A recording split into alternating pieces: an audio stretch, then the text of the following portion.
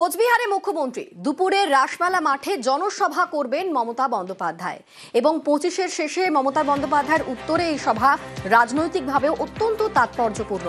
আমাদের সঙ্গে এই মুহূর্তে রয়েছেন প্রতিনিধি পার্থ। এসআইআর আবহ চলছে রাজ্যে, তারই সঙ্গে বছর ঘুরলেই নির্বাচন রয়েছে। সেই আবহে রাজবংশী অধ্যুষিত কোচবিহার সেখানে আজকে সভা করবেন। কোন কোন বিষয়গুলো ইস্যু করতে পারেন, কোন কোন দিক নির্দেশ দিতে পারেন মমতা বন্দ্যোপাধ্যায়?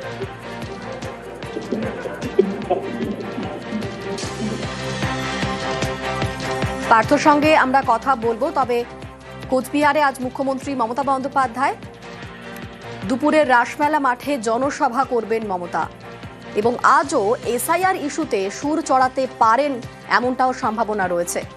আর অবশ্যই 26-এর ভোটের আগে কি দিক নির্দেশ, তৃণমূল নেত্রীর বার্তার দিকে নজর রাখছেন নেতাকর্মীরা। আমাদের সঙ্গে পার্থ রয়েছেন। পার্থ, আজ কি কি বার্তা দিতে পারেন তৃণমূল নেত্রী? দেখো, এসআইআর চক্রান্তের বিরুদ্ধে এবং ভোটাধিকার রক্ষার্থে কিন্তু এই জনসভা তো উচ্চদলে এই এসআইআর আবহে প্রথম জনসভা মুখ্যমন্ত্রী। যাই হোক, গতকালে আমরা দেখেছি সেখান থেকে কিন্তু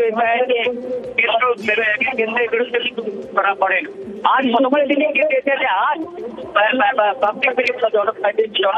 জনসভা সেখান থেকে এসআইআর চক্রান্তের বিরুদ্ধে আগামীতে কি পরিকল্পনা দলীয় ভাবে তারা কিভাবে নামবে, কেননা সেদিকে গতকালে স্পষ্ট করে জানিয়েছে বাংলায় কোন রকম এই ক্যাম্প করতে তিনি দেবেন না।